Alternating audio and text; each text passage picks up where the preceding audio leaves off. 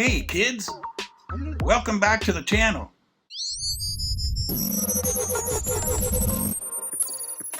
And now, back to the show.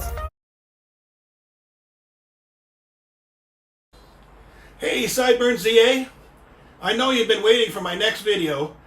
Sorry it's been 8 days since my last video, but I'm sure you can understand since you just had 3 weeks between videos on your channel. First, I'll take a few seconds to do kind of a summary of your most recent video. It was 822 seconds or 13 minutes and 42 seconds long. You started with a 68-second clip introducing the topic of the video. Next, you had a 69-second paid promotion for extra wallets. Do you people still use wallets over there? The next segment of your video was the actual meat and potatoes of the video, where you actually talk about the topic, followed by a 315-second long segment of off-topic hate, which seems to be about average for your videos. You then went on to a 70-second long segment on self-promotion before giving your viewers a bonus segment of a Chinese person's disgusting personal opinion. So if I actually sort these by duration, off-topic hate comes in first, meat and potatoes in second place, followed by self-promotion in third place, then paid promotion, then a little topic introduction, and finally ending with disgusting personal opinion. Now I'll go through each segment one by one. First, with your off-topic hate segment, you use several stale pictures or clips that you have used countless times before. I mean, how many times are you going to use this little girl holding a rat? You must be really proud of capturing that.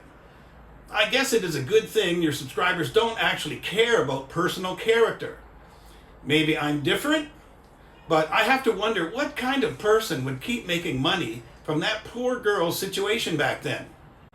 Of course, you have to include the obligatory dance around the Chinese flag, which seems to show up in the majority of your videos. Beyond the stale clips, you always add your own personal hate. For example, the story you tell about the Chinese construction of the African Union building. I was so surprised that you included the fact that the African Union themselves and the Chinese deny the existence of surveillance equipment in the building, and it was actually the BBC and the French Le Monde newspaper that made the claims. Of course, just like quoting Adrian Zenz, you have to say the third-party claims are correct. I guess that is part of your job smearing China, right? Going by the chart, the next segment is meat and potatoes, but I'll come back to that one last since it was the topic of your video. Next is self-promotion, where you plug two of the other channels you are currently a part of. I'm actually a little surprised that you didn't include a plug for Fact Chasers, which is a desperate attempt to squeeze every last dollar from your subscribers. Good on you. The paid promotion segment is somewhat respectable in that you have an audience large enough that someone would want to sponsor you. I'm sure Extra won't mind, but was it really necessary to include the shot of your wife's ass? Next, in order of duration, was your topic introduction segment. My favorite line from that segment is, So if you want to know how African people feel about China, well, how about you ask an African who has a lot of experience living in China? How about you ask me? you forgot to mention that you haven't been in China for the last 5 or 6 years, and you've only been to Africa once in the last 18 years or so. I'm going to stick in a brief edited clip of two people who are actually in Africa at the end of this video. Maybe you will want to watch that if you want to improve your expert knowledge of current day African thoughts on China. The personal opinion segment is disgusting. I think we can all agree on that. But why do you keep saying your videos are about the Chinese government and not about the people? No doubt there are racist people in every country. For you to include a racist Chinese person as the bonus clip for your video is somewhat disgusting itself. Maybe not as disgusting as the racist opinion, but disgusting that you would decide to make money from that. So now, I'll get to the meat and potato segment. But I'll try to keep it brief. There seems to be a few contradictions. Of course, the main one is that it has nothing to do with the Chinese government, which you say you're against, which, again, you can claim your videos are about. Second is your claim of Chung Lei taking advantage of free shipping. I mean, it wasn't even that long ago you made a video claiming that everyone, including yourself, personally, can take advantage of the free shipping. So how does that exclude the wholesalers? It doesn't make sense. You then said that them selling goods at 50% off is upsetting to the local people. Maybe you need to rethink that one. Buying stuff at 50% off is not so upsetting to most people. Would the wholesalers and hawkers be upset? Of course. I mean, it's almost like it follows the model of Walmart, which does very well in China, by the way. Or worse yet, Amazon. Of course, for a US company, that would be called free market or competition, but called evil for a Chinese company to do the same thing. Of course, you claim they make a big profit and everyone else suffers. Although you are obviously the expert, it seems like the wholesalers who were likely marking stuff up too much were upset. And unfortunately, the hawkers who themselves paid too much suffered as well. The consumers, who are obviously the majority of the people, benefited. It is only to their detriment that the business was shut down. I know you say you will never go back to Africa, so I guess you can be indifferent to their situation. Of course, unless it is American companies like Walmart who move in, right? This video just reflects my opinion of your topic, but as I mentioned before, I'm now going to include a brief clip of a couple people who actually live in Africa, who give their opinions of China, and a little about their US-Africa relationship.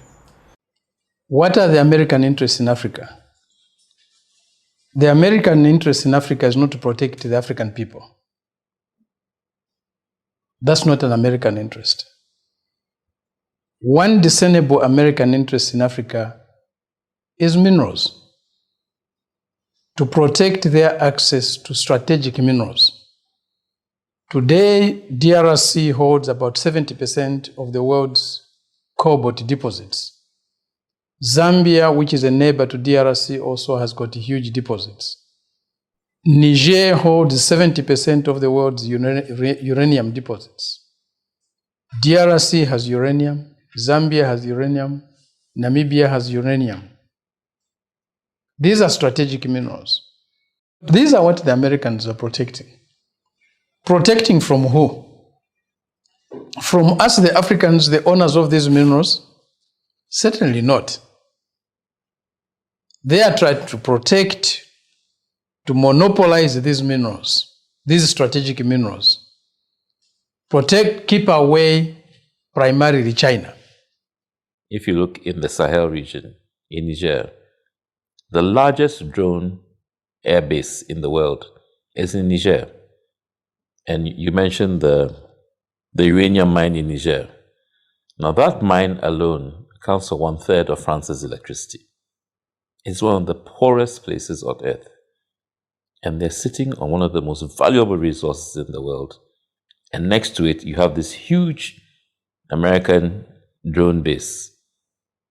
So it is impossible for people in that area to rebel against the conditions. They're doing open pit uranium mining. The people in that area are poisoned for generations. There's a strategic resource there to protect it from Africans and also to exclude competitors like China and so on. Their talk is about China, China, China, China. But China is not an enemy of Africa. We have never been colonized by China. There's no single African country that was a colony of China. Even today, China has never colonized and is not intending to colonize an African country. China has never shown any imperial interest in Africa. China was there with us. In our liberation struggles, China supported us. When the West was colonizing us, China was helping to liberate us. China was there to defend our independence, economically and otherwise. For instance, my country, Zambia, it was blockaded. All our neighboring countries were still under colonialism We had no access to the ports from Mozambique, from South Africa, from Namibia, from Angola.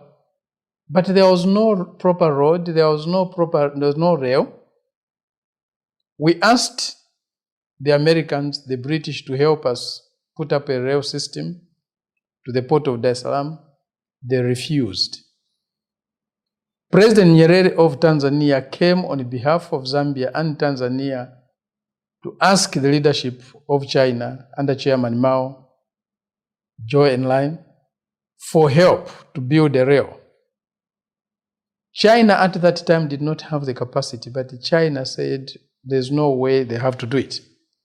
They mobilized both the human capital, the materials that were needed, the finances that were needed. It was a very difficult task.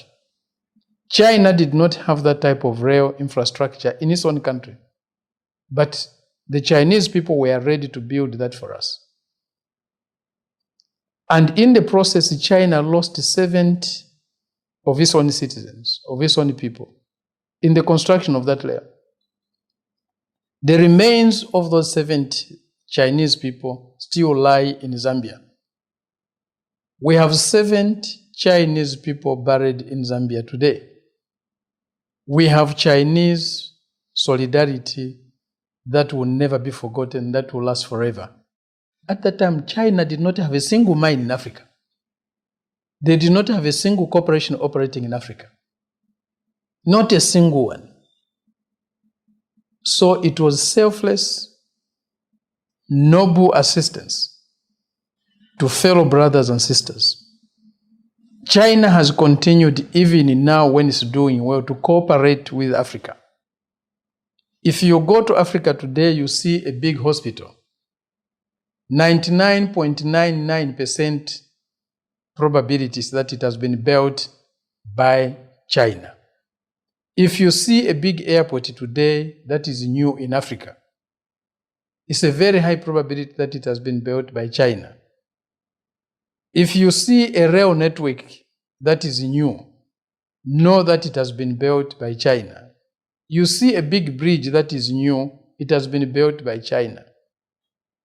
China is there for us. Yes, there are challenges here and there, and the Chinese authorities are dealing with those challenges.